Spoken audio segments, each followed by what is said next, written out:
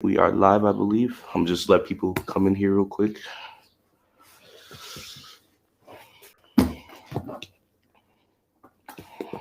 All right, let me go here. All right.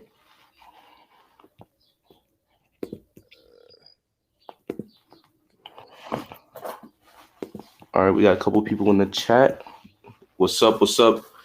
Y'all can drop some comments. What's up, Big Play Slay? What's up, Matthew Goodman? Welcome to today's stream. We got some Sixers talk, man. I'm excited. One seed is clinched. We got some playoff talk. This is about to get real, man. How you feeling? How you feeling with the one seed? I'm just excited. I wasn't born in '01, so I never seen this. This is something I've never seen. Same. So yesterday I was just hyped. I was energetic, and it's just a weird feeling, right? Because like you've been watching other teams, your rivals, and all that at the top, and now it's like when you're at the top, it's like we've been waiting for this for X amount of years, man, since 2013, 2014. Yeah, we've been waiting for this, so it's great. Big Play Slay. Runs through Philly right now, at least. Yeah, for right now. And then the playing tournament now, that's what I'm most looking forward to. Obviously, we got another game versus Atlanta, but playing tournament, that's where our first round opponent's going to come from. So that's what I'm looking forward to. We're going to see if the Nets or the Bucks get the 2 seed. They're sitting there right there fighting for it. So now we just watch. Obviously, we got a game versus Orlando, but you know, it's Orlando. We gave them the work yesterday, so we don't even need to, play our starters if we wanted to or not. But so it's gonna be interesting. Cowboys fan and Lakers fan in here. Nah. Damn, we're all over the place. Yeah, but most of because I've never had a Philly content creator on my channel, so most of my viewers are probably not like a lot of them are not even like Philly sports fans because when did you start making content? Sports content early 2019. Okay. Yeah, I'm pretty recent too. I started during quarantine, bro, but I don't know, man. Like I without naming names or saying anything, like it's tough for me to want to collab with people and reach out and work with people, but you're somebody who I rock with. I saw your content, bro. I like what you do and I like what you're about. So this was a no-brainer for me. I figured we both help each other out. Yeah, I mean the Philadelphia Sixers ties too. So there's that. Yeah, man.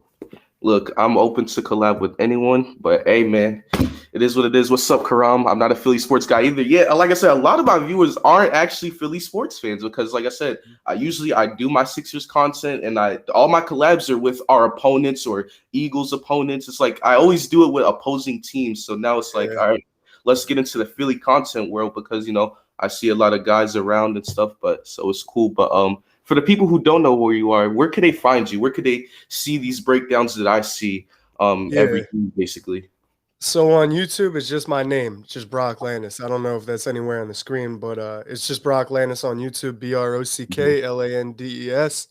And on Twitter, it's at Landis Brock. So my last name, first name. Yep.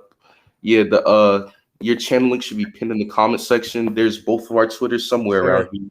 Yes, sir. So, hey, man, I'm easy to find on Twitter. He's pretty easy to find on Twitter. So make sure you guys subscribe, like, all that good stuff. What's up, B Sports Talk? Welcome to today's stream. This is a Bucks fan, so if you see him talking any mess, go right on ahead to talk all the trash you want because I know him very, very well, and I don't. Listen, look, being a Bucks fan is probably cool because you got Giannis. They got a squad out there. I like Drew. Dante's pretty nice. Chris Middleton.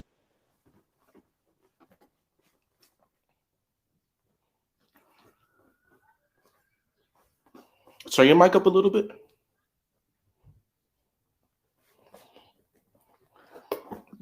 Only the Eagles. Dallas Sports and Thunder guy. Bucks over Sixers. That man already talking.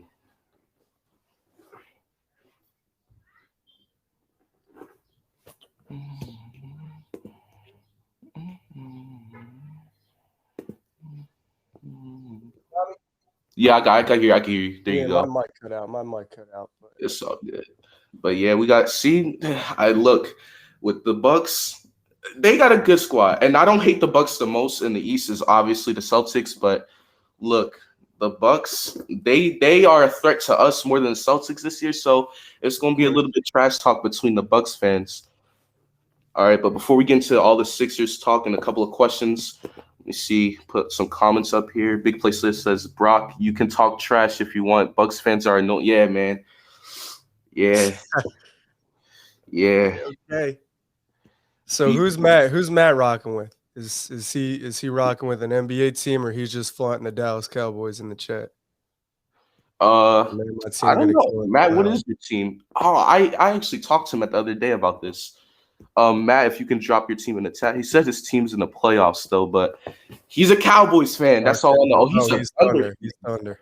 Thunder. Okay. Youngest squad in the NBA. But the cool thing about the Thunder is I think they have like 27 first and second round picks within the next 2 or 3 seasons, like 17 first round picks and maybe 17 seconds. So they're just stockpiling assets and draft capital. That man, Sam Presti, he over there doing power moves over there. Yeah. Him and like Daryl Morey, they pulled off like the biggest, wildest moves. And all I think Morey before Philly had made like 77 trades in his tenure in Houston. Like that was first or second most in the NBA.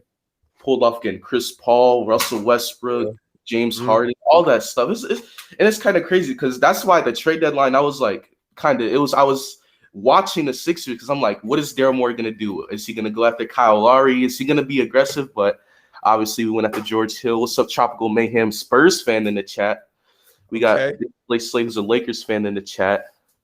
So, yeah, Matthew says his Thunder has 17 picks, first rounders, I think, in the next 5 years. That's just – who does that? Who does that? They might be primed to get the next KD. They're saying Imani Bates is the next KD with his height, his length, and his game. So they're setting themselves up nicely to have a quick turnaround. Daniel has a question. He said, which first-round matchup do y'all think is going to be the most interesting? I think whoever the Lakers play up at the top of the West. I think whoever the Lakers play, in my opinion. Yeah, I think the better first-round matchups are going to come in the West because in the Eastern Conference, you've got the play-ins, but the back-end seeding versus high seeding in the East is pretty much head and shoulders above the comp. I'm talking about the Bucks, Brooklyn, and Philly. Whereas in the West, like you look at seeds 1 through 8, it's going to be a war. Like it's going to be a straight war. And you talk about the Lakers there, but I mean, Utah is going to be deadly. Phoenix is going to be deadly, but Phoenix is going to have to go through potentially the Lakers. So there's going to be a lot of really good matchups in the West in the first round. 100%. Big Place said, how do you feel about the season getting 1 seed? Yeah, we kind of talked about this a little bit, probably like a few seconds before you got in the chat. We stopped talking about it. But like I said, man, I wasn't born in 01. A lot of the older Philly content creators that I do know of, they were born, they seen this already. I haven't seen it. So I'm just excited. I'm energetic, and it's kind of a weird feeling. And now my 2 favorite sports, the Eagles, they clinched the 1 seed. They won it all. Now it's the Sixers' turn, man. Now it's the Sixers' turn. So to be able to say I've seen both of my teams at their highest is kind of crazy. And it's fun, man. It's just fun. But, you know, it's going to be all good. Bucks versus Knicks will be good. And the first round says B, Sports Talk.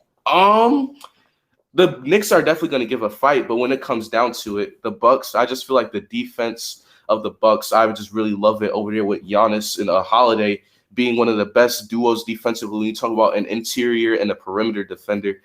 And then you got Chris Middleton, who's one of the most efficient guys in the league. I just think the Bucks just are too skilled for the Knicks, but that could be a great series. But let's get into some Sixers talk. And before we get into the playoffs, what's some of your thoughts on a regular season that the Sixers just had? What's some of your highest points, lowest points, or just anything in general that you take away? Just an unbelievable turnaround. Like, if you haven't watched the Sixers in recent years, you might not recognize what's happened with this roster, the construction, the product on the court. But if you take what the Sixers have done in the previous 4 seasons and compare it to what happened this season, it's incomparable. I mean, their pick and roll numbers, the efficiency there, incomparable to anything in the past 4 seasons. In transition, just as potent. But offensively, there's a real system now. There's a real structure. And that's something I felt that the Sixers lacked in recent seasons, where you've got Embiid, who's 7 feet, close to 300 pounds, I'd argue, based on his physical attributes in his game, the most dominant player in basketball.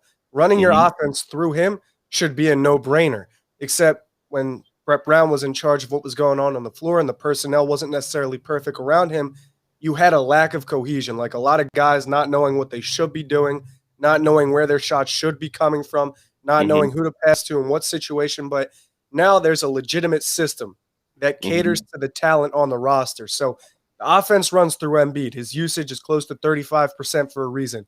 Get Right. him the ball in his spots and let him go to work. If anybody's on an island with Embiid one-on-one, it's probably a bucket. You don't want Oh. that defensively, so you Mhm. force doubles. But the problem is now if you force double teams and you send two bodies at Embiid, there's shooters on the floor around him. So you may have had JJ Redick or Marco or Ursan in the past, but none of which were consistent quick draw three-point shooters. Like JJ, he was great with the DHOs. He was great with moving three-point shots, but Mhm. him alone, he's just a shooter. Danny Green, he can put it on the floor automatic. Both corners, Seth Curry, the same. So this system I've really seen, or this year rather, I've really seen personnel around them that makes sense, but more importantly, a system. And you see guys like Sam Cassell, you see Doc Rivers, Dan Burke, all of them coaching their guys up on the sideline, letting them know what they did right, what they did wrong. And Mhm.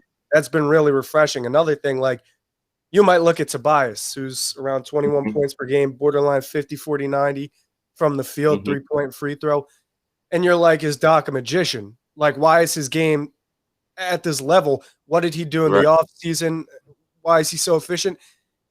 It's really simple. Like, Doc just came in, he implemented a system, and it allows Tobias to play like Tobias. Like, he knows where his shots are coming from, who's setting screens, where he's got to get to on the floor, and he's just got to play his game because at 6'8", Ben's going to draw someone that's 6'6 plus, and Embiid's going to draw someone that's 6'9 plus. So Tobias on Mhm. most sides gets a mismatch, and they just really simplified the game for those three. I agree with that. And to your point about, Embiid and Simmons drawing guys 6'6" and 6'9" and up, that's why Tobias had the mismatch against Alex Caruso in the Mhm. Lakers game winner, because you had AD on Embiid, you had LeBron on Simmons. So now you get Tobias to switch on Caruso off an Embiid screen. Yes, And sir. now look, you get a wide open well, not wide open, but you get a mid-range shot on a 6'3" guard. And that's how Tobias has been getting his money.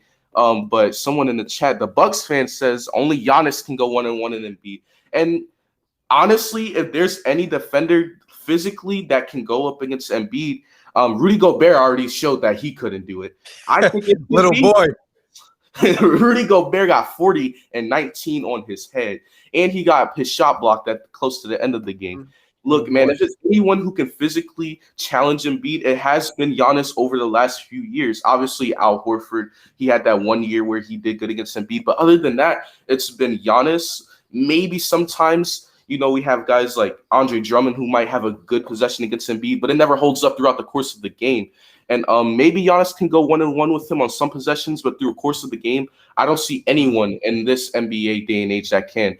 The only last person I can remember defensively, maybe a Ben Wallace with the Pistons team. Man. He was a monster on the defense, but I can't remember someone physically gifted to match Embiid throughout the course of the game. But Giannis will have his possessions against Embiid though. Mm-hmm.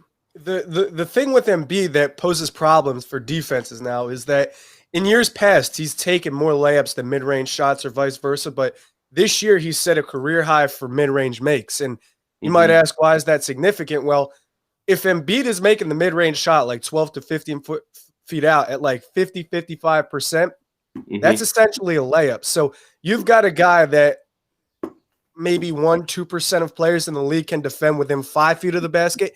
Now he steps out 12 to 15 feet, and his mid-range jump shot is almost as automatic as a layup. It's like, how are you going to defend him? He's 7 feet, 280 pounds. So to your point, Giannis will have his possessions. And I was talking to my friends the other day, like, regardless of who prevails in the East, whether it's Brooklyn, whether it's Milwaukee or Philly, like Giannis and Embiid both have great stories, like very similar stories. They essentially came from nothing. I don't want to say nothing, but terrible backgrounds in comparison to some of the guys that were, silver spoon or got access to AAU programs and great training. Like they got it out the mud. Words of Paul Reed, they got it out the mud, and they're in the NBA. They train their tails off, perfected their crafts, and they both talk and play like they want to be the best in the league. So I actually think that playoff series would go crazy because you've got that matchup. But another thing, if you watched Milwaukee the first time that they played Philly without Embiid, Simmons held it down against Giannis, which in years past he really couldn't. Like he could stick with Giannis, but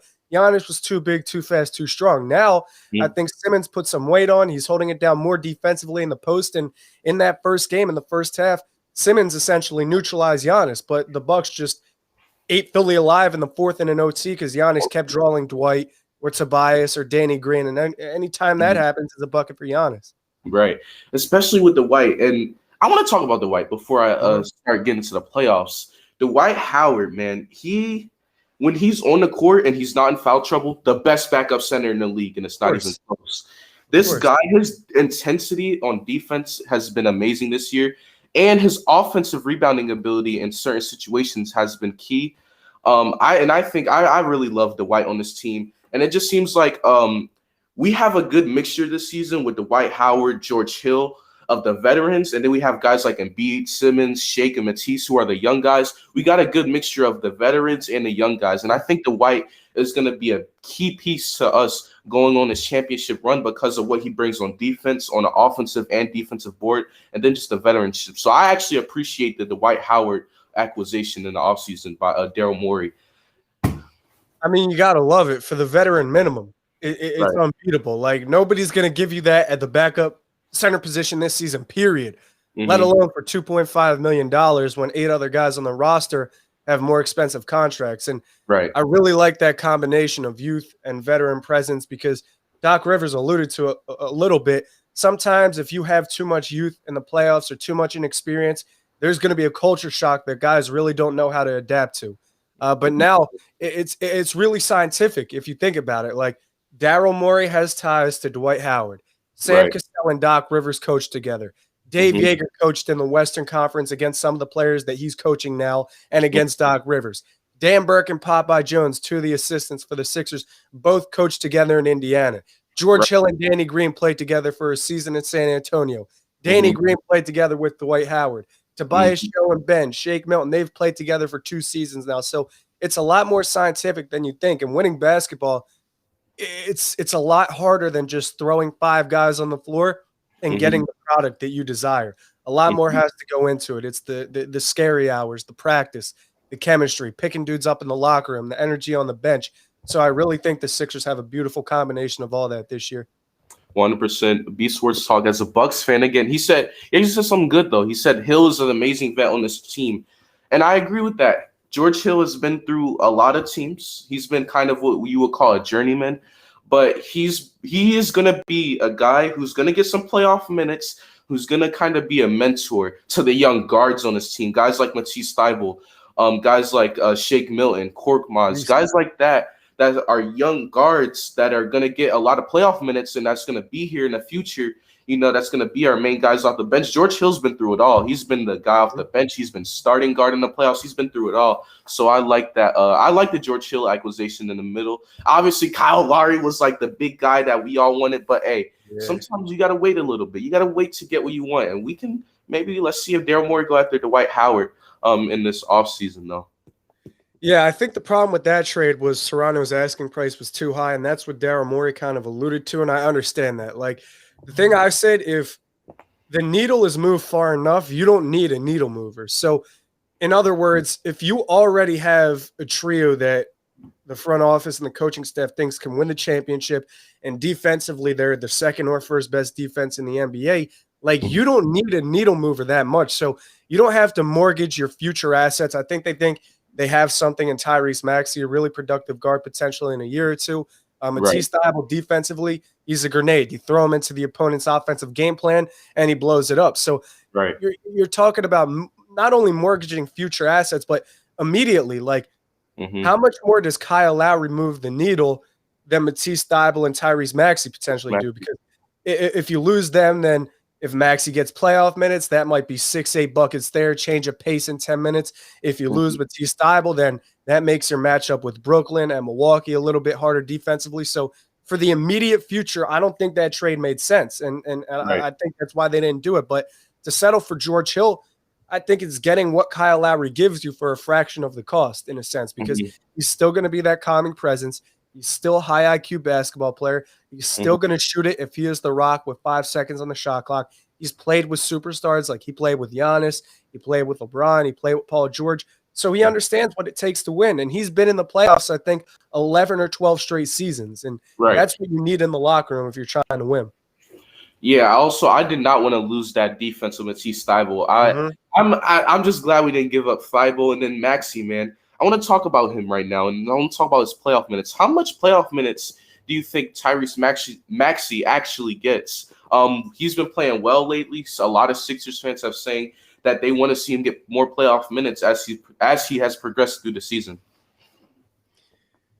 So I'm kind of stuck here because Doc Rivers said he wants to rock with an 11-man playoff rotation. If he doesn't rock with that rotation, he said there's 11 guys capable of contributing if the rotation is 11 men, right? Mm-hmm. So you got to think, if they play Milwaukee, Milwaukee's not going with an 11-man rotation. They're going 9. If you play Brooklyn, Brooklyn's going 10 at most, but they're not going 5 in, 5 out. Like, they're going to keep a superstar on the floor at all times in the playoffs. Philly, I don't think they can afford to go 5 in, 5 out in a series with Brooklyn or Milwaukee because you really got to capitalize when the stars aren't on the floor. And you got to think, like, Giannis, he'll play 38 minutes.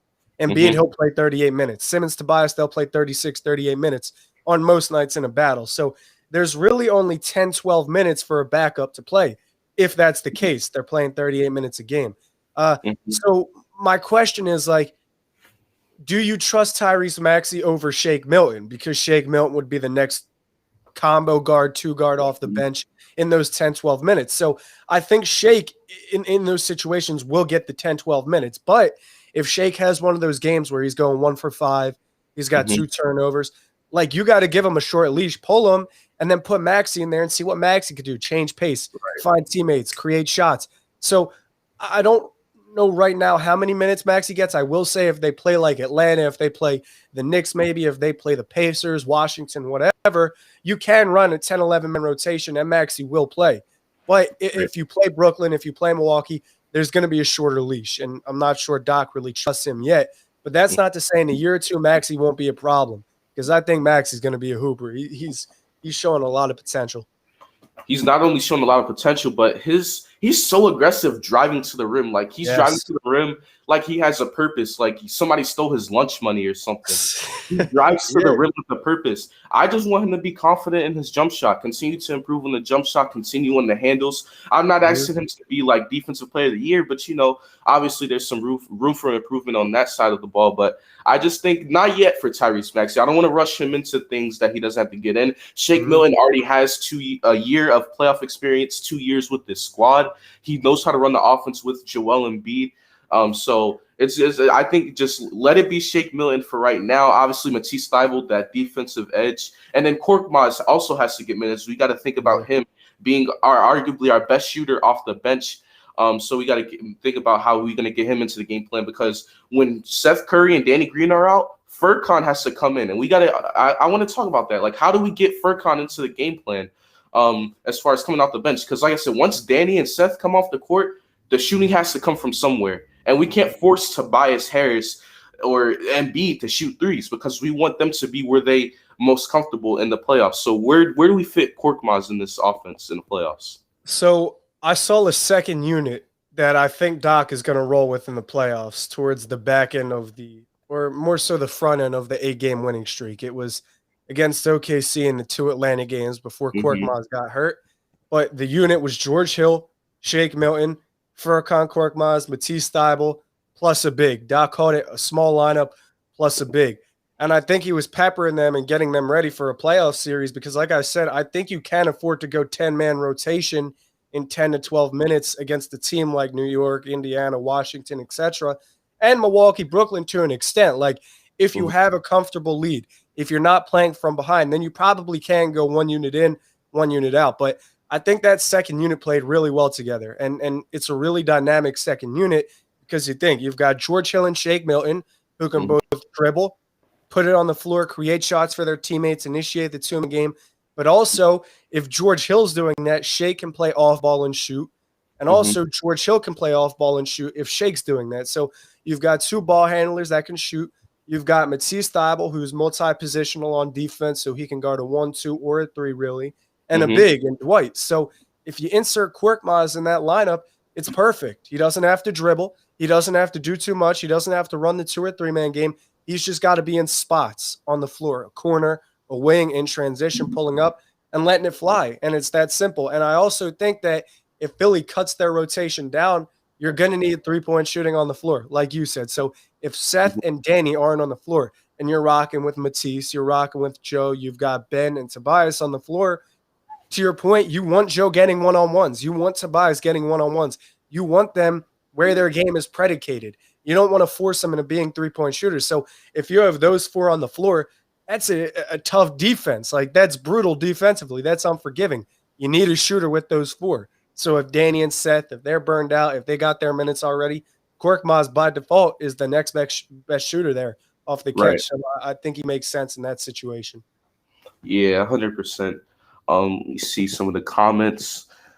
Some Matthew said stole his lunch money. That's gold. Yeah, man. So Tyrese Maxey be driving to the rim like someone took his mom's credit card or something, man. Tyrese Maxey is a bulldog. And the crazy thing is, like, to interrupt real quick, I was born in 99, so I'm 21. The fact that this dude is born in 2000, like a year after I was born, and he's getting grown man buckets against grown men in the NBA, like getting under their armpit, driving hard with a purpose, like you said, scoring creative with his right and left, it just blows my mind. Like, these young kids are hooping. And Maxey, with like 2 years of development under this coaching staff at least, I think he's going to be incredible. Like, the fact that he already knows what his game is and he's already got the driving game on lock, it makes everything so much easier in his development. Yeah, 100%. But starting with more playoff stuff, what do you think of Ben Simmons' playoff looks like? What do you think the expectations is? Is it good? Is it bad? Ugly? What does a Ben Simmons 2021 playoff series look like? Come on, you know me. You know me. You follow me. You know my content. You know what I think of Ben. So I'm looking for a good playoff series, and I think people are just too nearsighted with Ben. It's either that or they don't really understand what they're watching completely. But Ben's going to play his game, and when he plays his game, it's super impactful for winning. Like, you might not you specifically, people watching or in general, they might not like it that Ben only scores 14 points, and they might say, well, is that enough in the playoffs? Well, very simply, absolutely, because Joel Embiid, he wants to take 20, 25 shots, and that's what's supposed to happen. That's the offense. Tobias, he wants to take 15, 20 shots. That's what's supposed to happen. If Embiid and Tobias both take 12 free throw attempts together, let's say, that means there were 6 times when they got the ball and during a possession they got fouled. So if you think about it, like, Embiid and Tobias are going to be accountable for like 50% of the Sixers' offensive possessions. Right. Ben can't be out there taking shots away from them. That's not what he wants to do. That's not what his coach wants him to do. His coach wants him playing in the dunker. So if you double Embiid or double Tobias, he's wide open if you leave Ben. So defenses can't leave Ben. And then they create a numbers advantage in their favor, a wide open shot, wide open Curry 3, whatever. If he's not in the dunker, play the floor game. What's the floor game? Getting a rebound, zooming past 4 defenders, creating a numbers advantage, collapsing a defense, creating a three-point shot for a teammate, whatever. If he does all that offensively, he is fine, and they can win with only 14 points per game because those contributions offensively are enough to make the offense work. On the defensive end, I mean, how do you not love what Ben does? He's 6'10", maybe 6'11", 240-plus pounds, and if you think about it, like, he's the same height almost as Rudy Gobert. He's the same height as Dwight Howard, and the difference is those guys can only guard one position. They're paint protectors.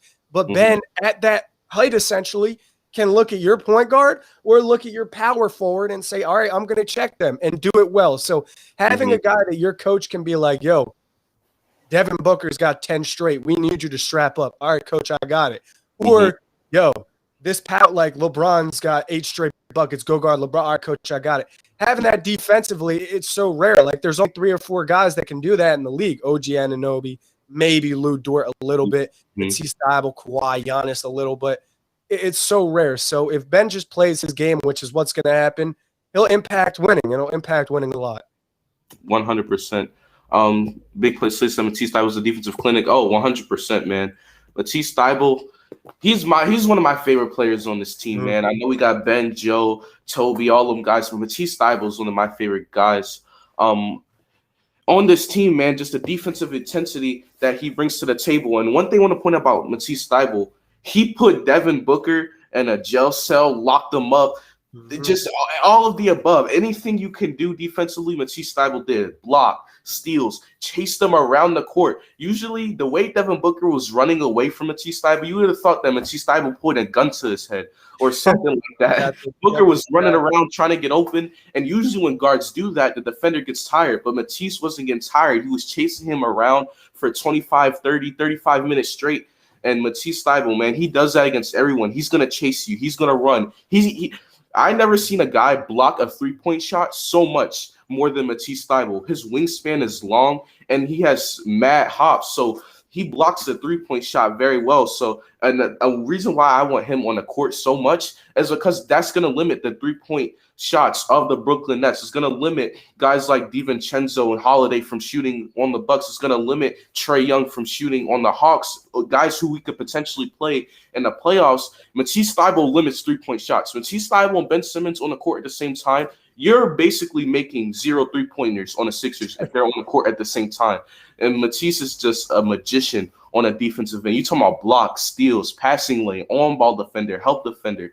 Whatever you want Matisse Thybulle to do on defense, he got you. And that's what I love about Matisse Thybulle the most. Think about it, right? Ben Simmons is around 6'10", 6'11", with a 7-foot plus wingspan. Matisse Thybulle is 6'5", 6'6", with a 7-foot wingspan. So that's a ton of length, and those dudes chasing you around, it's never going to be fun. Some of the plays I think of is like the first time San Antonio and Philly played, Matisse had Patty Mills in prison around screens, like blocked 3 shots right away. Patty Mills didn't want to shoot. Zach LaVine had terrible games against Matisse Thybulle. Devin Booker, to your point, like the closeouts are ridiculous. The recovery is ridiculous.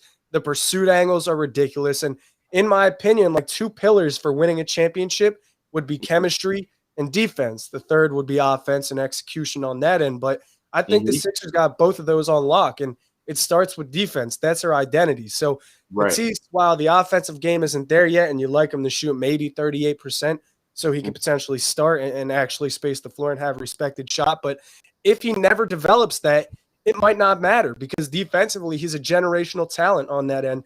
And it's crazy that like you can watch a 9-10 minute highlight reel of Matisse. It's all defensive highlights, and you'd be entertained. Like just watching him play defense is almost as entertaining as watching guys cook up on offense.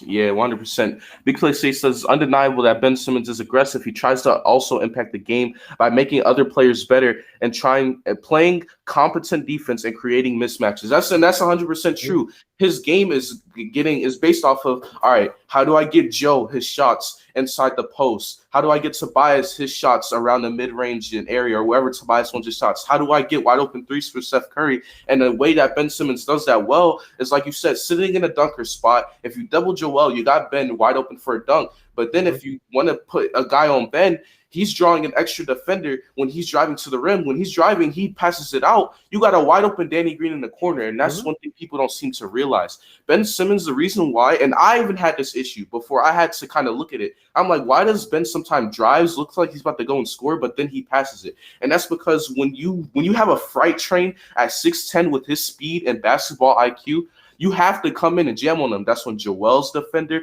or that's when Danny's defender, or someone else's defender has to come in and help Ben Simmons, because he already blew by one defender. Now you got the other guy coming in, and now you got a wide open 3 for Danny. You got a wide open 3 for Tobias, or Embiid's just sitting on the island one-on-one. And once you got Embiid in the island one-on-one, you might as well just let him score, because it's either now or he's getting a bucket. So that's all. You know what, bro?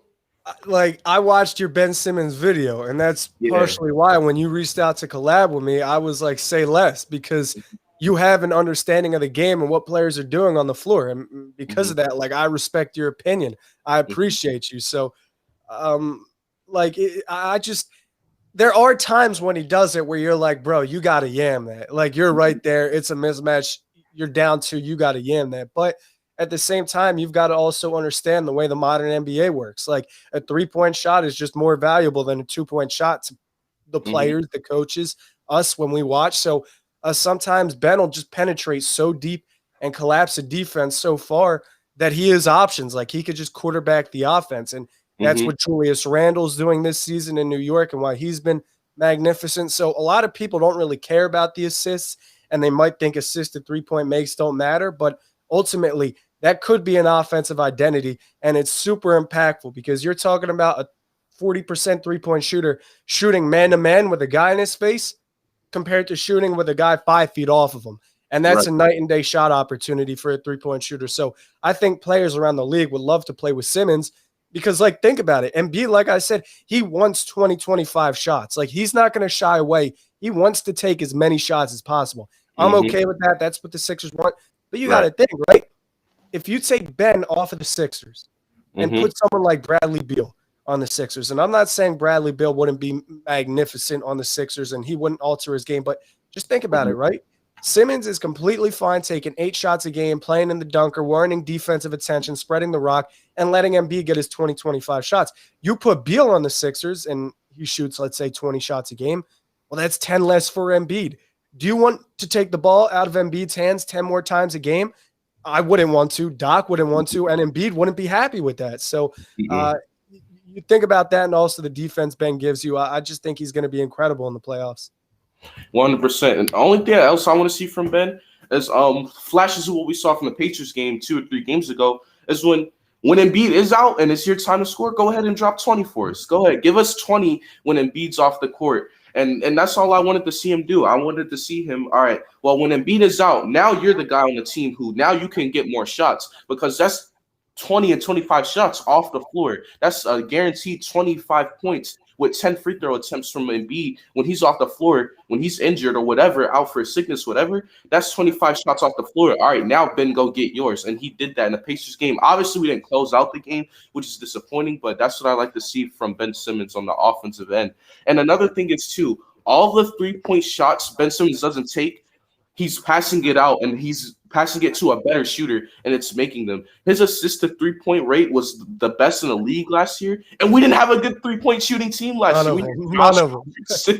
As probably our best shooter was Furkan Korkmaz last year. Josh Richardson was our best shooter in our starting lineup, and Josh Richardson is more of a mid-range guy. So when you look at Ben Simmons having a high assist rate on one of the worst three-point shooting teams in the league, it's just like all the three-point shots he doesn't take, he's giving other guys better three-point shots. Why would you want Ben Simmons, who isn't comfortable shooting the ball yet, when you got Seth Curry, who before this season, it was the stat, he was one of the greatest shooters of all time. Yeah, by percentage. Percentage-wise. So I like what Ben Simmons is doing. And then let's be real. Ben Simmons Defensive Player of the Year. He's Defensive Player of the Year. He's got to be. Come on now. Come on. I don't even I'm starting to hate this conversation because I feel like no matter what, you'll get scrutinized. Like if you say that, people know you're a Sixers fan or a Ben fan, they're going to be like, well, he's got a bias, and vice versa. The same with Jazz fans. But here's what it comes down to for me. And this is what I've maintained for over a year, right? The players are the only thing that should matter in a Defensive Player of the Year conversation, any of the accolades for that matter. So I see a lot of Utah Jazz fans using graphs and using numbers, bar graphs, charts, like metrics, like the LeBron metric and estimated box plus minus and things like that. None of that matters to me. Here's what matters to me, right? Dallas plays Utah the second or third time in the season, okay? And Rudy Gobert is defending Dorian Finney-Smith. Now, Dorian Finney-Smith said before the game, we all knew who was defending me. My teammate said, it's going to be Rudy. Get shots up. Shoot threes. We don't care if you take 12 threes, whatever. I took 15. And Dorian went off that game because Rudy was on him. He was out on him by the perimeter. Dorian shot threes. He ran around him. He got backdoor cut. So that happened, right? Now, the Sixers play Utah. They didn't get the dub, but Ben says, I saw who was guarding me, Rudy. I love when people put players like that on me. I think it's disrespectful. So Ben tried to cook Rudy. He constantly applied pressure, penetrated, collapsed the defense, things of that sort. So the thing is, right, when you see Jason Tatum get Rudy Gobert to switch on him, licking my lips. Luka, licking my lips. Like any guard, any multi-positional forward that can handle and shoot and pull up, take off the dribble, when they see Rudy Gobert switch, when he's not in the paint, it's go time. Like it's lunchtime. That can't be your Defensive Player of the Year. He's a paint protector. and he's one of, if not the best at doing that in the game. But I think multi-positional defense in the modern NBA is more valuable. So I think Ben is a more impactful, versatile defender. And to me, that's good enough for Defense Player of the Year. I agree 100%. And the point I want to add to that is that if Rudy Gobert is such an interior defender, if he's such a great one, in which I believe he is, why did Ben Simmons drop 42 on him when most of Ben Simmons' buckets come from the interior? So it's like Ben Simmons kind of exposed that. If he's such a good interior defender, why did Jokic drop 46 on him? Now, you know Jokic takes a lot of jump shots, so why did Jokic cook him if he can guard any center in the NBA? Why did Embiid put 40 on him? Why are these guys who actually come out to play and they play aggressive against Gobert, why are they putting 40 plus on them? Ben with 42, Joel with 40, Jokic with 46. How are these guys doing that? And I see Ben is holding Luka in our first matchup at home versus Dallas to 19 points. When he was guarding to Damian Lillard had under 10 points. And it's like, how is this happening? How is the guy who's holding Damian Lillard, who's holding Luka, who's holding these top high-level guards to under 10 points or under 20 points, but you got Rudy Gobert getting 40 dropped on him by the best players we have in this game? It just doesn't make sense to me how that guy who got 40 dropped on him 3 times to Ben Simmons, who doesn't even get dropped 20 on him, how is that your defensive player of the year? I don't understand it. Maybe someone can help me understand better. But I just see occasions where Rudy Gobert just get cooked, and I never see Ben Simmons just get cooked. No one, when Ben Simmons is guarding a guard or a forward, people they pass the ball. They pass the ball. But when people are looking at Rudy Gobert, like Finney-Smith, how are you defensive player of the year when someone says, I'm taking 12 to 15 threes? We all know who's guarding me. When Exactly. Ben Simmons is going on ESPN saying that's disrespectful. They put him on me. I don't know why they did that. How is that your defensive player of the year? It can't be. It's a bad look. And you make really good points. So in the Luka game, you might look at that 19 and someone will be like, well, he scored 19. If you watch that game, Luka didn't want any parts of that game. And the thing is, Luka is Dallas's offense, like calling for a screen, getting around the screen, 3 points, running around the he didn't want any parts of that game. He was passing, letting Josh Richardson go to work, letting his teammates do everything else. And he was just camped out by the half court line and way beyond the perimeter, things like that. So to your point also, it's like people might have a counter argument like, well, Ben only scored 3 of 7 buckets on Gobert, 3 of 8 buckets. Here's the thing though, right? If Damian Lillard's going off and he's got 30 points, you can't put Rudy Gobert on him to change the course of the game. You could put Ben on him, and maybe Ben gets a couple of stops. But if there's a player hot, if you're holding a 3-point lead and the opposing team has a shot with 5 seconds to get off a 3-point shot, like you can't put Rudy Gobert on that player. You will lose. You'll get cooked. You'll give up a 3. You just can't do that. You have to keep him in a certain spot. So for me, if you only play one area on the floor, you can't be the defensive player of the year. You can be maybe the most impactful paint protector, but you can't be the defensive player of the year.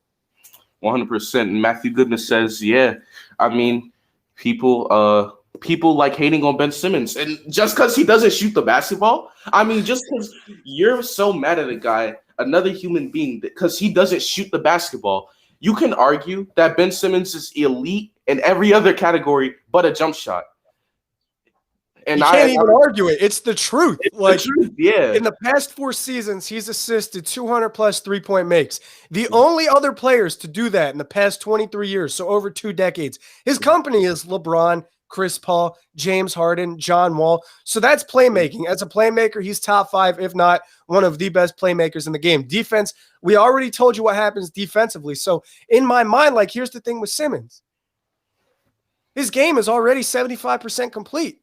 Right. Essentially because defense is half of the battle, so that's the 50%, and the assisting and playmaking would be added to that. So I think it's 75% complete. The only other steps in his development would be maybe adding that 12 to 15-foot J, and he shot that turnaround a lot recently, and the free throw line woes. So if you can get that 60, 62% up to maybe 70, 75% in the future, you're talking about going from 14 points per game to 20. And then here's my question, right? Everybody's mad that Simmons is 14, 8, and 8 with 2 steals, right? So what happens if he's 28 and 8 and 2 steals? Like, are people still going to be mad? And if your answer is yes, like if you don't like Ben Simmons and your answer is yes, 6 points mean that much to you. Like a 6-point differential means that much to you? It blows my mind. Like they win 50 games every year. They haven't missed the playoffs. He's been in the All-Star game, and the coaches vote him in. He's the rookie of the year. He's going to win a defense player of the year. I just don't get why people call him a bust and just can't appreciate what he does. Yeah. What's up, Hunter from Philly Insider Podcast? He says, trust the process. Hey, man, I got a podcast with my two friends. Shout out to the Ben podcast. And I went back and forth this offseason for the Sixers. And people, some Sixers fans gave up on the process, but a lot of the outside media or even people on YouTube that are fans of opposing teams say the process is over. The process is over. Okay, fine. I am one of those guys. I went back and forth all season for this team. And I just been trusting, believing, and like Joel Embiid said yesterday, Sam Hinkie knew, everyone knew. When he got drafted, he knew. When Ben got drafted, everyone knew. It's a process. It's a marathon. It's not a sprint. And when you look at it, in 2013, 2014, that season is when this whole thing started. And Embiid was like, 19, 20 years old, however old he was when he got drafted. Simmons being that senior age. Now that the process is almost complete, or whatever you want to say is called, whatever, they're still 26 and 27 years old. They still have a 3 or 4 or 5 years left in their prime. So I just think with the whole trust the process thing, I stayed true to it because I knew by the time that we get to this form that we are now, I already knew years back that, all right, Joel Embiid is only going to be 27. He still has years of his prime left. Ben Simmons is only going to be 25. He still has years of his prime left. That's why I've been so patient as far as with Ben Simmons, because you guys want Embiid to rush his game. You guys want Simmons to rush his game when you usually get washed in the NBA or, start declining at 33, 34, whatever the average age is. I don't know exactly. These guys still have 6 years, 7 years, 8 years left in their prime. And I was just trusting the process the whole time and just waiting for Embiid to Simmons to get to the form where they're at now. And as far as your point, as far as the defensive player of the year and all that stuff, man, I'm going to close this topic off with saying this, man. If you want Rudy Gobert as your defensive player of the year, by any means necessary, cool, you're entitled to your opinion. But just watch the film, just watch the games first, and then tell me what you think. Watch Ben Simmons versus these high-level guards, these forwards, these whatever position you want to see him against. Just watch the games first, and then if you still think Rudy Gobert is your defensive player of the year after that, fine. But just at least watch the game first. That's all I have to say about that might be asking too much, though. Yeah, you might, people in this generation, box score 14-8-8, you're the worst player in the league. So it doesn't even matter. But Tobias, I want to get on him. What's your playoff expectations for my man Tobias Harris? My expectations for the Sixers in general are really high. Like, there's not going to be a player where my expectations are going to be tampered. I've seen what I had to see this season, and kind of to my point earlier, Tobias is just going to play his game. So when the bright lights are on, when playoff time rolls around in a week and a half, whatever it may be, Tobias isn't going to alter his game. He's not going to have to do anything differently. Like, he's going to draw mismatches no matter what, because just think about it from a basketball perspective. Embiid is 7 feet tall. You got to throw your biggest body at him. Ben can't have a dude 6'5" or shorter on him. He can maybe have Duncan Robinson on him for a couple of possessions, and people had their fun clowning Ben because he didn't execute on a spin or lost his handle or help came or whatever. But Ben consistently can't have a dude under 6'5" on him because it's an easy mismatch every time. So if you throw your biggest body at a team's center that can play like a guard, and your next biggest body at Simmons, who's a point forward, so in the half court, he might be in power forward position, but in the open court, he's moving like a guard. Well, then that means your two biggest and probably best defensive bodies are on two different but equally dominant in terms of game impact guys. So that means Tobias is just going to draw mismatches all the time. He's never going to have a primary defender on him. And at 6'8", playing his game, all he's got to do is get to his spots and rise up. It's that simple. He doesn't have to change his decision-making and go quicker. He doesn't have to shoot more threes. All he's got to do is play his game and capitalize on the mismatches. And that's what he's done. That's why he's been 20 on 50, 40, 90 essentially all season. And that's what I think is going to happen in the playoffs. I don't really see that changing. I agree. And as far as Tobias, like I said, man, you got to put, or like you said, you got to put your two best defenders or your two biggest bodies on Embiid and Simmons. So you got a guy that's 6'3", 6'4", 6'5", on a 6'8" guy like Tobias Harris, who has a competent jump shot from the outside, who has a deadly mid-range shot, who can post up and do it all. He can drive and dunk. And then Tobias Harris, a lot of people are not looking at this, but him being around Ben Simmons and Joel Embiid, his defense has gradually gotten better. I mean, his first year with us, he was labeled as a bad defender at the power forward position. Then he got a little bit better last year, but obviously his offense was a little inconsistent last year. Now this year, he's just putting it all out there. He's getting defensive and offensive rebounds on occasion. He's getting good defensive possessions. And like you said, he's scoring 20 points on 50, 40, 90. What more can you ask for Tobias Harris? And I expect Tobias Harris to average the same thing, 20 on 50, 40, 90 in the playoffs and be impactful, get to his spots.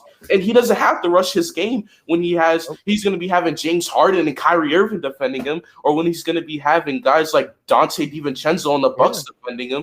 He doesn't have to rush anything. Let Embiid get his shots. If Embiid's getting clamored up, or if they triple teaming him, because that's what they like to do.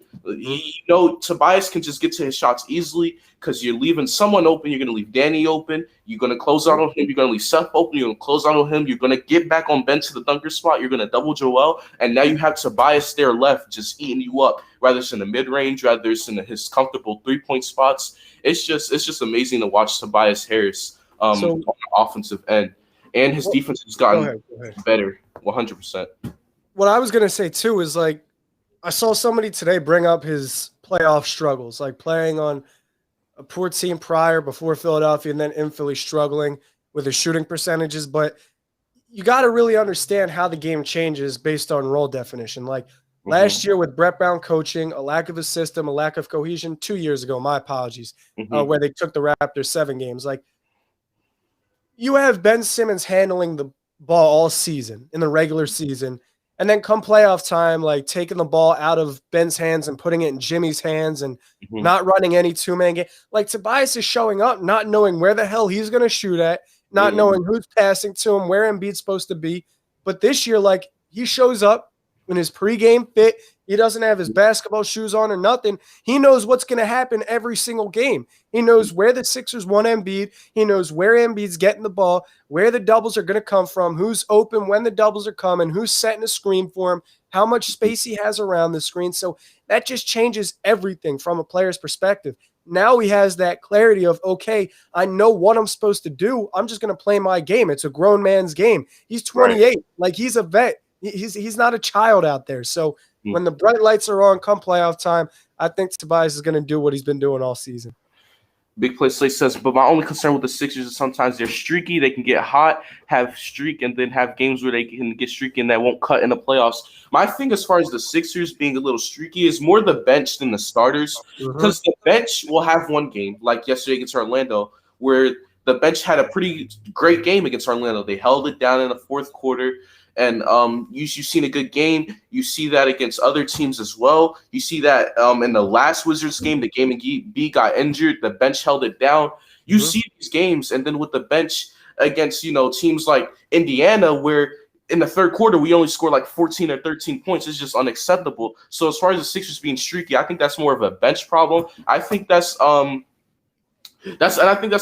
Korkmaz being our main shooter off the bench. The reason why I talk about him a lot is because I don't think all his struggles are on him, because we really truly don't know how much Furkan is going to play. At least I don't. Y'all can tell me if y'all know, but Furkan Korkmaz is a little bit confused because he doesn't know if he's going to be the sixth man some games, if he's going to be the main shooter some games. Is Matisse going to get more minutes than him this game? So his minutes is up here, against the Thunder in that 4-game stretch where he averaged 20 points per game or 16 points per game. And then he has games the last 5 games where he really wasn't he was on the floor, but he wasn't the main shooter off the bench like he was when he was averaging 16 to 20 points per game throughout a 4-game stretch. So I think a lot of us being streaky is the kind of the confusion, because one game, all right, Matisse, you get more minutes because we need a defensive guy for this matchup. All right, next game, Furkan, you get on offense. We need more shooting off the bench because of this matchup. So I also think us being streaky on offense, I think it's more of a bench issue, and it's not even an issue. I think it's just some matchups we go for more defense off the bench because of the team we play against, and then other matchups we go for more offense because of the team we're playing against. I think it's just whoever we're matching up against, and whoever gets more minutes this game and that game. And I just think it's kind of a confusion. And I think if you don't watch the Sixers, you kind of don't understand that because you're coming from the outside looking in. But it's all good. Some of the struggles I've seen with streakiness have just been like, if the shooters aren't hitting, you've got to try something different, at least for Ben Simmons. Like, Tobias one-on-one is a bucket. Joe one-on-one is a bucket, and Ben too. But there's some games where, like, we love the assisted three-point makes, but Seth and Danny might go, like, a combined 1 for 12. Mm-hmm. And at that point, it's like, Ben, don't even try to assist three-point shots anymore. Just apply pressure. Just keep going. Just keep collapsing the defense. Keep doing that. So there are some games where the shooters are streaky and you've got to try something different on the fly. But I really think you make a good point where a lot of it comes from the bench. Like, there's games where the Sixers will give their bench a 6-point lead and come in again down 8. And that's problematic because now you've got to try to catch up and then take the lead and maintain it. And there's only 4 quarters, so much time. So I think some of the streakiness does come from the bench, but in the playoffs, you got to think there may be 22, 26 minutes per game, gets cut to 10 or 12. And if you have the starters on the floor for 30 minutes plus at least, I think they're going to be just as dominant as they've been all regular season.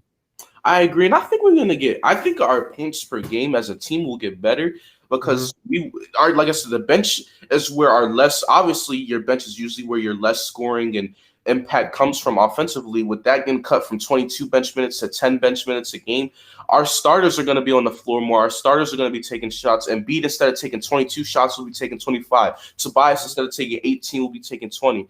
And the offensive rate of the shots of our best scorers on offense will be going up.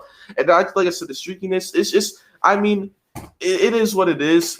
I see it here and there a little bit, but it's not something that concerns me that, we need to fix it or we're going to lose in the first round or lose in the second round.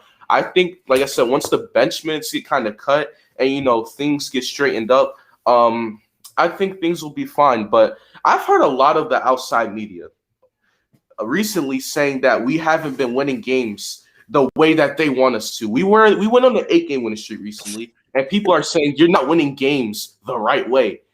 Last time I checked, I thought all you had to do was win the game. That's just what I thought. I thought as long as you win the game, you're good. I thought the goal was to win the game. I didn't know we had to win the game a certain way. I didn't know we had to blow I didn't know we had to blow out the Pacers by 20. I didn't know we had to blow out this team by 50. I didn't know we had to win a specific way. So I want to kind of get an understanding of, are we winning the right way? I thought the goal was just to win the game and move on to the next one. A win is a win. That's all I'm going to say. Like, when you look at the box score, if you won by 1 or 100, a win is a win. And in 2 weeks, those games won't matter. I think people are just too nearsighted and they can't really handle the expectations of winning. The negativity gets clicks and misery loves company. So when one person says something negative, a lot of people are also going to follow. But here's my thing, right? The team goes on an 8-game win streak. You can only play who's in front of you. So if you get the Hawks at full health, if you get the Hawks with no starters, you're still going to have to play them. Right. 2-point shot, still a 2-point shot. A 3-point shot, still a 3-point shot. And in some of these games, like, the starters didn't even play the fourth quarter. So in like a 5-game span where there's 12 minutes in every fourth quarter and you think 12 times, let's say 60 minutes in the fourth quarter, the Sixers starters played like a combined 18 minutes each over a 5-game span in the fourth quarter where there were 60 possible minutes. So the starters got rest.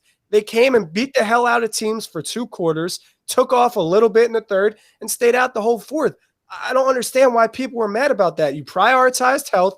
You got the easy W's, and in the games where you had to battle in the fourth, like against San Antonio, against New Orleans, the starters didn't blow anything. They came back in and cleaned up what the bench blew. So, if anything, some of those struggles during that 8-game winning streak came from the bench, but the team won 8 straight games and locked down the 1 seed. What are you complaining about? Like, I don't understand it. And that's the thing. It's like, if we beat a team by 100, what do we gain? 1 win on our record. If we beat a team by 1 point, what do we gain? 1 win on our record. Well, no. Either way, we're getting 1 win. We're not gonna get an extra bonus wins because of this. And it's this. I know this in hockey, where hockey, if you like win a game, you get extra points added to your team score, and that kind of goes into playoff and stuff like that. But this is not hockey. We don't have to win a game like in this specific way to get more points on our board. Because, like I said, if we beat a team by 100.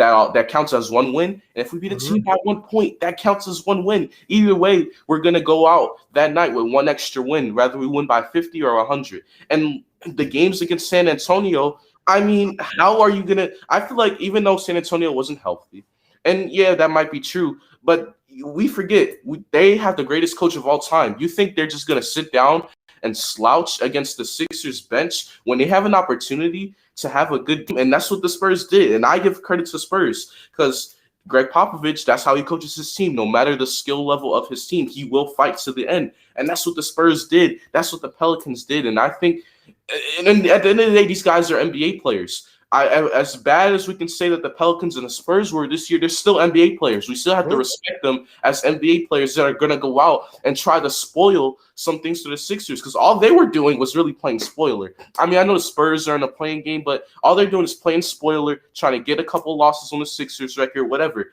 And when the team's trying to play spoiler, when they're not playing for anything, they're just going to go out and they're just going to play. These guys on these lower teams are playing for their spots because they know the draft is about to come up and their spots are about to get taken. So they're playing harder than ever at this point of the season because they know, all right, I got to earn my spot. So that way that first or second round rookie doesn't come and take my spot. So I think you got to give credit to the other teams instead of just hating on the Sixers for getting a win against a team that's playing the hardest they can all year because half of those players are fighting for roster spots because of free agency and the draft and how the roster is going to change with those two specific teams all year. And there was a 5-game and 7-day span period on that 8-game winning streak. Like, you're bound to lose focus.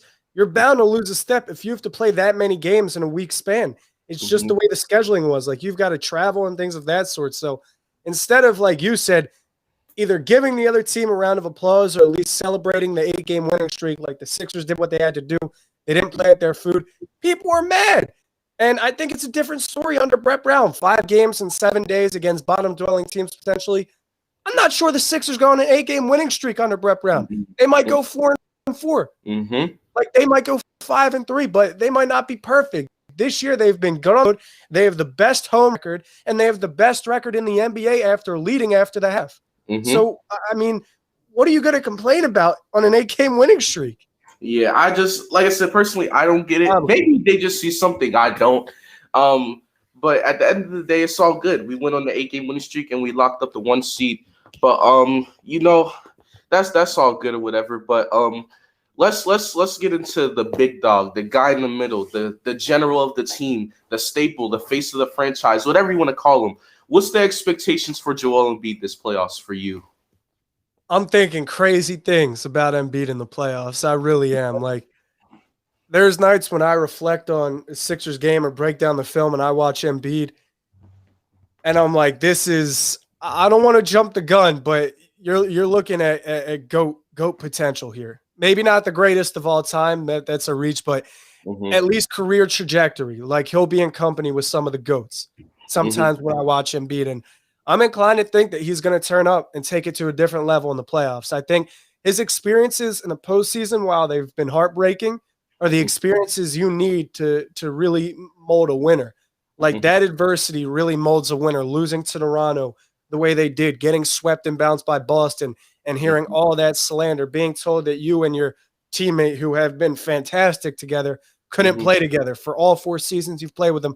Like, I think all of that adversity really builds a winner. And for Embiid, like, the dude's 7 feet tall, 280 pounds, doing things that Dirk did, doing things that Kobe did, doing things that KD did, right? So you might say KD's a killer, and he is. But imagine that, a guy that height, 280 pounds doing the things he does. Like, I just don't know how guys can guard him one-on-one. His problems in the playoffs will be when teams double him quickly and force him into being a decision maker right away. Like, do I pass this? Do I dribble? He might get trapped. It might cause a turnover. But I think Embiid's been cruising for a week or two, and people have really quieted down about Embiid winning MVP and everything. But you got to remember, there was a point in time during the season where everybody mutually agreed he was the best player in basketball. I think he's the most dominant because of his physical attributes. So in the playoffs, I really think he's going to turn up and go crazy. I agree with that. And also, too, with like the playoff experience, that molds a winner. And the thing with Embiid about making quick decisions, that's something he's going to have an improve on. And that's one thing I really like about Jokic over there in Denver is that he makes quick decisions when defenders draw on him. And I think that's the next step to Embiid becoming the most dominant player ever is, all right, how do I make these quick decisions when people crash at me? And I know when you compare it to Embiid to guys like Shaq and Hakeem, they weren't the greatest decision makers either quickly. And they did a lot of things like Shaq, younger Shaq, and we're talking about with Orlando, he had, some of the same things where he wasn't the best passer out of the double. What did he do? He took it and forced a shot. And I think that just goes from growing as a player, making them quick decisions. And it's all instincts. When people what's the first thought of Joel Embiid when he sees a double coming? He's going to hurry up and shoot the ball before the double gets here, or is he going to pass it out? And that's the thing with Embiid. He doesn't really know what his first instinct is when the double comes. He kind of just lets it the moment happen, and whatever decision he makes, we just have to live with it. We're going to have to live and die by Joel Embiid making that decision. Will it be the best decision all the time? Maybe not. But sometimes it pays out for us. He can draw a foul. I saw in the game he dropped 50. He got double teamed and he took the shot and made like 2 double team mid-range shot, and it didn't matter. He can just do things like that. And like I said, we got to trust him to make those decisions. But as far as playoffs expectations for him, last year he averaged 30 in the playoffs. Yes, we got swept, but he averaged 30. He averaged 30 and 10. I mean, what more do you want from him? And he got better, in my opinion, from last year to this year. I think 35 and 12 rebounds a game on 2 blocks a game from Joel Embiid. That's what I expect him. I expect him to get guys in foul trouble, to frustrate the opposing defender. You talking about the centers he could go up against. You got Clint Capella with Atlanta. You got guys like Brooklyn. They have guys like DeAndre Jordan who might guard him. Green, Giannis, Brook Lopez, whatever. He's going to get these guys in foul trouble. And that's the thing I love about Embiid. When you get an opposing team in foul trouble, it frustrates them. And I think that's in the playoffs, that's when Embiid is going to have to use his advantage. If they going to play soft defense, take the best shot available. If they going to try to be physical with you, all right, I'm going to get a foul on you. They can say that he flops or whatever he does. Look, you can't guard him, so shut up, honestly. And that's why Dwight's so good too, because Embiid might put your center into foul trouble. You got to throw another body at Embiid. When Embiid's not in the game, Dwight's there to do the same thing Embiid does, except he's way worse at just shooting. Like if you're going to play soft, Dwight's just going to bully you too and put guys in a foul trouble. I have a theory. My friends and I have a theory. So this playoff series will really confirm it. Right. Dudes that have children, they just reach another level. Like they just like Jason Tatum with Deuce, he's there. But Giannis had a kid and Embiid had a kid. You look at the guys in Brooklyn like James Harden, he's too busy spending racks at the strip clubs in Miami. Kai's woke, Kyrie's woke, KD, he's fooling around with his podcast and on Twitter. But Giannis and Embiid, they both had kids. So we're gonna see if being a daddy really elevates their game that high. I think it kind of does, and that's an interesting theory because it's like when you have a kid, when you have that responsibility in life, it's like I want to make sure my son never sees his father loses. I don't want to see my father loses. I don't want to see what I had to see my father go through. I want my son to see me win championships, accomplish things in life, because when you have a father figure like that coming from the kid's perspective, it just is like, all right, I'm surrounded by greatness. How can I elevate my greatness like my father did? And I think as the father looking down at your kid, it's like, all right, I want to be the best example for my son. How do I do that? Well, what is my job? All right, let's do great at my job. And I think the kid theory, I've been thinking about that for years. I'm like, it's just interesting how these guys have kids and go out and win all of these accolades. So I think, hey, everybody that have kids. You see when LeBron had Bronny, he went to Miami and won all these championships. Yes, it's just when you have kids, bro, I think it's problem. Mentality. It Ben's changes. problem. Yeah. Well, Ben's young. Ben's 24, so he's probably not even thinking out about with it. the Kardashians one week and this. Yeah. Nah, Shay, he's fooling around. But who do you fear most in this playoffs in the Eastern Conference for the Sixers? All right, so to answer your question, honestly, it's Brooklyn. But if I'm going to tell you what's up, like I don't fear anybody.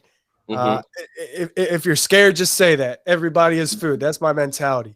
I want the Sixers as the top dog to play any team that it takes to get to the conference finals and then the NBA finals. But if it is a team that I would be most cautious about, it would be Brooklyn. Now, Giannis and Milwaukee are hooping, they're doing their thing, but I think it might be a little more manageable to compete and stop Milwaukee than it would be Brooklyn. And the thing that worries me a little bit is KD. He is a podcast. He had Draymond on the podcast, and he was talking about winning in Golden State. And he said part of the reason we were so successful is we didn't have an automatic bucket like Joel Embiid, for example, where you just give him the rock in the post and one-on-one it's a bucket, or you got to double him, he'll get fouled, whatever. We didn't have that. We had to work for all of our buckets. We were undersized with Steph and Clay, so we had to execute and do everything right on the offense and defensive end. Okay, if Golden State did that and ran the table with Steph, Clay, and KD, I mean, what's going to happen with James, Kyrie, and KD, who I'd argue just as good offensively as Steph, Clay, and KD altogether? The problem is they've only played 6 or 7 games together, and if I maintain that chemistry and defense matter for winning a championship, Brooklyn lacks in those two departments. Chemistry on the court, because regardless of how close of friends they are, how good of hoopers they are, you can put them together and they can hoop. They still haven't played that many games together, so when things might go south, they might not know how to adjust or what to roll with. And in a 5, 6, 7-game series, that's an adjustment you've got to make quickly. And also defensively, like they don't have an interior defender. Giannis torched Brooklyn. Joel Embiid put DJ into foul trouble real quickly. So Brooklyn should be fine, but when they run into Giannis, when they run into Embiid, they're going to have a lot of problems right there trying to stop a force as big as those two are imposing their will early. I don't really have a fear, but a team that I think that can match up very well is the team we just got embarrassed by, and that's the Miami Heat. I think when you look at the Miami Heat, they kind of have a perfect defensive game plan to stop the opposing bigs. When you look at last year, how they controlled Giannis, and kind of like Giannis had to go where they said he'd go. It's like they controlled him on the defensive side. And, you know, Miami, I think over the last few years, whenever they got Jimmy Butler, they kind of were able to maintain and be the best that any other team has been able to do. Even better than Celtics fans said Al Horford did in the 2017-2018 season. And it's like, it's just interesting because I look at Miami, I look at the bodies that they had. They have Jimmy Butler, who's an outstanding defender. You got Duncan Robinson, who's a solid defender on some nights. And you got Bam Adebayo, who's an elite defender at the center position. They have the perfect matchup defensively to control Embiid. They can control Ben Simmons kind of a little bit with Jimmy Butler. And that's, like I said, what we said about earlier, where Tobias gets open shots.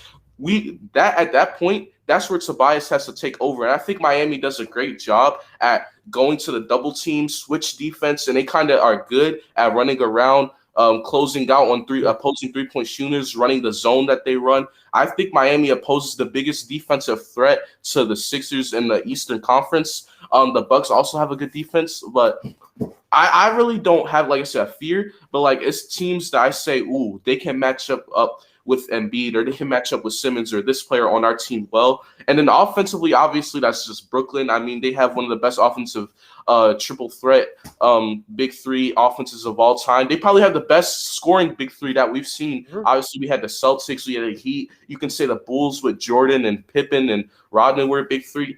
They have the best on the offensive end. So when I look at biggest offensive threat, obviously that's Brooklyn. But when I look at just a threat in general, a team who can score at a good level and play great defense, it got to be the Miami Heat for me. Because the way they play defense is just so suffocating. And they, like I said, even if Embiid does pass out well, they close on three-point shooters so well. And it's just it's kind of interesting to see how well they close on the opposing team's three-point shooters. And I think Miami in the series gives us the worst matchup on defense, in my opinion, as far as the playoffs go. I'm with you. I think having Bam is super impactful for Miami in a series against Philly, for example, because, I mean, against Brooklyn, like, it only matters so much. But if you're playing an Embiid, you need a center that can pull him away from the basket, not get bullied on his way to the basket, like that. And Bam is that center. If Bam maybe loses the battle 4 or 5 times out of 10 against Embiid, that's your point. Miami has a really good rotation. So they can rotate, they can blitz doubles quickly, they can still get out on shooters and do everything like that. So having said all of that, defensively, sure, they give the Sixers problems. And on offense, you saw what happened last time the Sixers came out with no energy against Miami.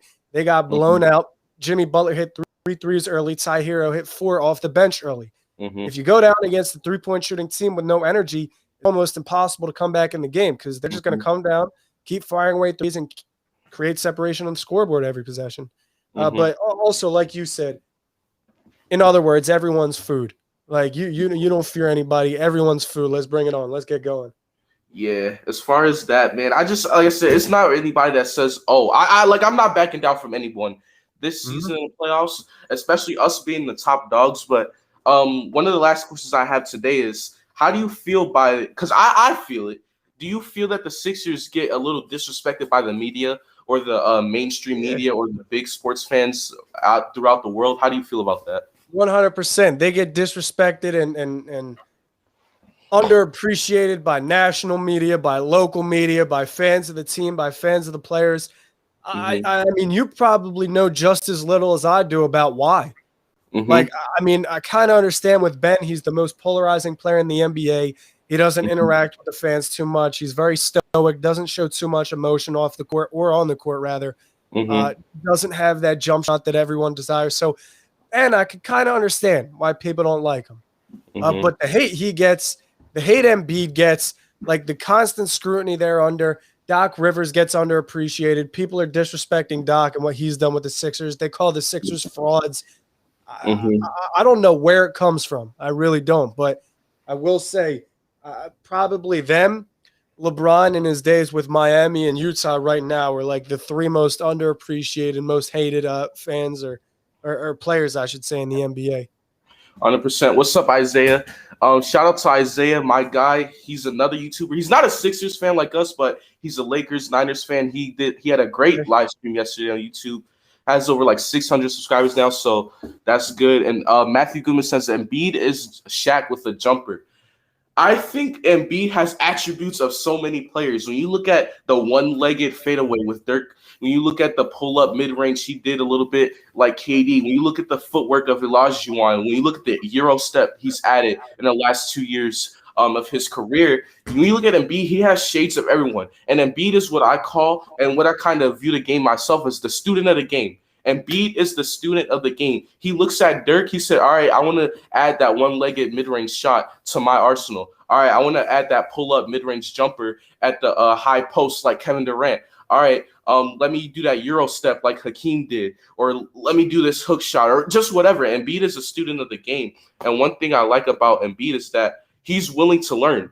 He's willing to learn. He's willing to improve. And he's willing to give effort to elevate his game. And my biggest thing in life, not even just on a basketball court or the football field, is elevation. How are you going to elevate yourself? How are you going to get better? And you do that by putting the constant work, and you do that by being a student of your craft. And that is exactly what Joel Embiid is. He watches Shaq. He watches Hakeem. So when people say he's Shaq with a jump shot, or he's Hakeem with a better jump shot, or he's this, he's that, I say, yeah, he might be that, but he's not just that. He's more. He's a student of the game. He continues to elevate his game and learning from other guys. So that's when I see Embiid. He has shades of a lot of legends in his game, and you just put it in a 7-foot frame with 280 pounds, and you can't. Ridiculous. I couldn't have said it any better. I'll just say, student of the game. I'm just ahead of my class. Like, that's what it is for Embiid. That's basically what it is for him, man. And as far as Embiid goes, like I said, playoff expectations for him, I'm 100% confident. But what do you think the bench will do in this playoffs? You know, we talk about them maybe being a little streaky, being up and down. What do you expect? Do you expect them to play well? Do you expect them for the 10, 15, 18 minutes if we're blowing the team out? How do you expect them to contribute into winning basketball?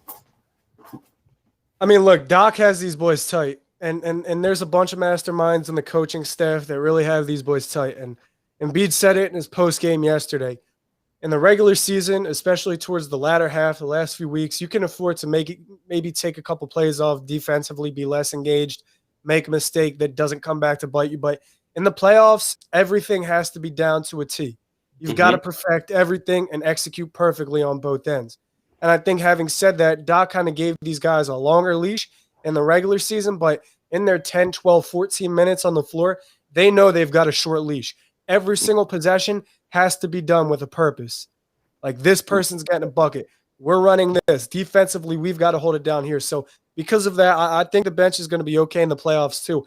Like I said earlier, I saw what I had to see. So I could have done without these last 3 or 4 weeks of the regular season and still had these assumptions and expectations for the players on the bench.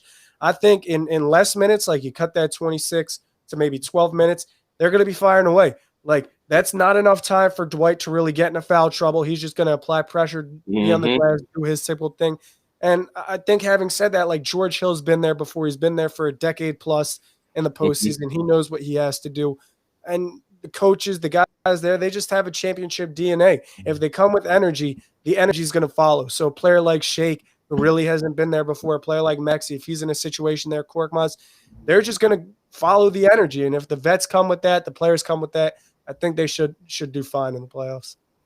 100%. I think with the bench, it's all going to come down to what do you do in this 10 to 12 minutes? Are you going to impact the game at a high level? And I think they can, because as much as the 10 to 12 minutes is not enough for the bench to, like a guy like Shake Milton to drop 18 points off the bench. Obviously, it's not enough time for that. But the key I look at, like I said, is not enough time for you to make too many mistakes either. You're not going to make too many mistakes that'll cost you the game in 10 to 12 minutes when it's a 48-minute game, right? So when you look at that, it's like you got 36 minutes of the starters, 30 at the most, and then you got 10 to 12 with the bench. With the bench, all I need them to do is play confident. All I need them to do is keep the lead when the starters give us the lead. I think that's my biggest problem with the bench is that they don't keep leads, or then one game we're down and Embiid's tired and we don't know what to do. And like the Utah game, when Embiid dropped 40 in the third quarter, Dwight, he had his moments and then they give us a lead. So I want to see that bench that we had against Utah where they gave us the lead and maintain it so our starters can close out the game. That's what I want from our bench. And I think that's what I expect, because it's not enough time for the bench to make a mistake. It's not enough time for our bench to blow a 10, 12, 17, 18, 20-point lead like what happened against Indiana, because you're only getting 10 minutes of playing time. Most of that coming in the third quarter, you're not going to have enough time to, just mess everything up. And I think as long as Shake Milton doesn't go 1 for 8 from the field, as long as the Dwight doesn't get in foul trouble, which is not enough time for him to get 5 fouls in 10 minutes, and as long as you got guys like Furkan being ready to pull up, pump fake, and shoot, as long as you got guys like Matisse ready to go guard the best guard that's on the floor for the opposing team, I think the bench will be just fine. Obviously, they're not going to get a lot of minutes, but I think the minutes they do get will be impactful. I think Matisse Thybulle, he's going to be a guy off the bench who gets more minutes than you expect. I think Matisse Thybulle is going to get a little bit more minutes against Brooklyn. I think he's going to average a little bit more. I think even some games we might have him starting against Brooklyn, because when you look at the three-headed monster, you got KD. All right, who are you gonna have against him? Maybe Tobias Harris. All right, KD's gonna eat. All right, no matter who we put on, KD's gonna eat. All right, Kyrie, you're gonna have what? Danny Green, Seth Curry, whatever, and then Harden, you're gonna have Simmons on him most likely, because Harden's their main ball handler this season, so you're gonna have Simmons on him.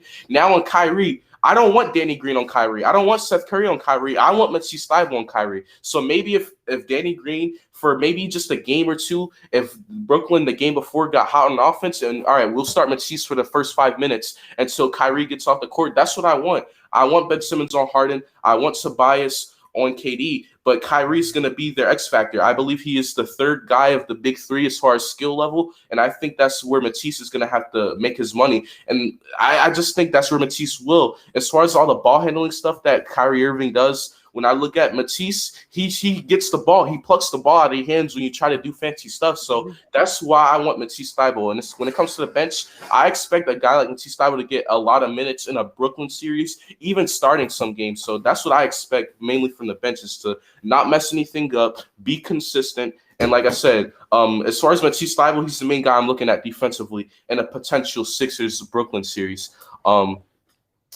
For that. But Isaiah said, if you already did have y'all touched, we touched on the game against Miami a little bit. We didn't like elaborate on it, but we basically said, or what I basically said was, Miami gives us the best threat defensively, the way they play defense, the way they close out on defenders, the way they defend Joel Embiid. Miami just gave us, the best threat. And what he said was basically, them us coming out lazy on offense and them coming out firing on offense, it's hard for us to come back. So the Miami game is kind of self-explanatory. They got hot. We came out sluggish offensively. We can't come back when we start out sluggish, and Jimmy Butler's going 4 for 4 from the three-point line. So that's basically what happened on the Miami Heat game. I don't fear them. I still think we win a tough series against them. But that's how I feel about the Miami Heat game. Yeah, and to conclude your point about Matisse Thybulle and bringing him off the bench, I think circumstances and game flow are going to dictate a lot. So we talked about those 10 to 12 minutes. Like, that's assuming it's one unit in, one unit out.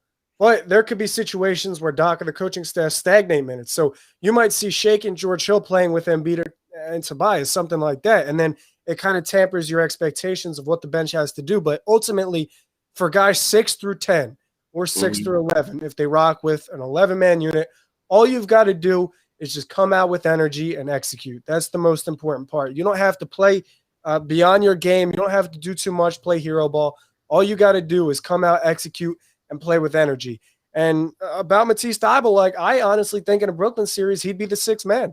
He might be the first sub off the bench, because if you look at the Sixers' defensive numbers with Simmons, with Harris, with Matisse, and Embiid, they're holding opponents to 43% from the field, well below league average, and 34% from three, also well below league low average.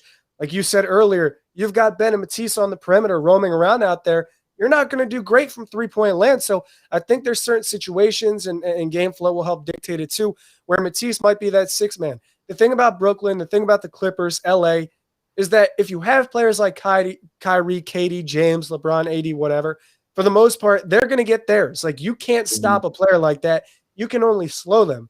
So the thing is, right, if KD, Kyrie, and James all score 20 points each, 25 plus whatever, let's say the three of them put up 80 combined points, well, maybe Embiid, Simmons, Tobias, Danny Green, Seth, whatever, they can also put up 80 combined points. What you have to do then is make sure that nobody else is going off. You can't let Joe Harris make 5 3-pointers. Blake Griffin can't score 15 points off the bench. So you can do a little bit to slow the big three, but you've got to cut off everybody else. And the same applies if you see the Clippers. You can kind of slow Kawhi and PG, but that means you've got to completely eliminate Boogie. You've got to not let Rondo get 10 assists. Nick Batum can't hit 4 threes, things like that. I agree with that 100%. I feel like with Brooklyn, you can't let the extra guys go off. Like I said, KD's a bucket. KD, one of my favorite players in the NBA. We no matter who we put on them, if it's not a double team, it's most likely a bucket with KD. With Kyrie and James is similar to that. We can't let anyone else, like you said, outside the big three to do anything. We got to, all right, let them have their 80. Let our starting five put up their 80, but don't let Joe Harris, don't let Jeff Green, Landry Shamet, Blake Griffin, guys like that go off. And I mean, Sixers fans, we know Landry Shamet the most. When he gets hot, he can be a pretty good rotational player. We just can't let anyone else outside the big three get hot. And I think we'll be fine in the Brooklyn series. I'm very confident going into the playoffs, man. So any last words you'd like to say about the playoffs or whatever before we get up on out of here? You know my move, bro. Everybody is food. That's how I'm feeling. The Western Conference is going to be fun to watch because it'll be a war over there. But as far as Sixers go, everybody is food. I appreciate you. Thank you for having me on. I think we killed it. So I'm looking forward to working with you, bro. Keep doing your thing. 100%. Any last playoff predictions? You going to Sixers championship? You going all out? I'm going Sixers chip. I got to stand on what I've said all season. Hey, I think the playoffs start on Saturday, next Saturday. So my official playoff prediction video will be out very soon. Also, make sure y'all subscribe to the Ben Podcast, my podcast with my two other friends, Isaiah, B Sports Talk. Y'all know them. Brock's channel will be, his link will be at the top of the chat. It should be still pinned up there, so make sure you subscribe to him. Breaks down every Sixers game, sometimes even Sixers losses. The last game against Miami Heat, he had to go through that struggle or whatever, but it's all good at the end of the day. Like he says, everybody's food in the playoffs. Everybody is going to come down to the playoffs. But shout out to everyone that was in the chat. Matthew Goodman left a few minutes ago. Shout out to you, Big Play Slay, Isaiah Corrupt, all y'all and more. I can't name all of you, but shout out to everyone. And make sure you follow us on Twitter. I can put it back up right here on the screen. Make sure you follow us on Twitter. That's where you can interact with me the most. Also, I'll be releasing my Discord pretty soon, so make sure y'all look out for that as well. But other than that, any last words you got to say? Any shout outs? Anything you want to give? Bro, keep doing your thing. Like I said, as long as I'm doing mine, I better see you doing yours. 100%. World is ours, bro. Yep. All right. And that's it. All right. Oh, before we go off, Joe Castro in the chat. What's up, Philly Philly, the podcast? That's a Brooklyn Nets fan. I'm glad I caught you before I pushed the end button. Hold on, I gotta stay on here for a minute or two. Listen, my guy, we just talking about your Brooklyn Nets. You know, we gave you guys a little bit of respect, but when it comes to the playoffs, man, I know we both Eagles fans, and when it comes to football season, we tight. But when it comes to basketball season, no one's our friend, man. Everyone is food. Everyone, man. It What doesn't you matter. eat. Everybody gonna get it, but shout out to Joe Castro, Philly Philly podcast, another great Philly channel, Brooklyn Nets fan, all of that, and I'm out.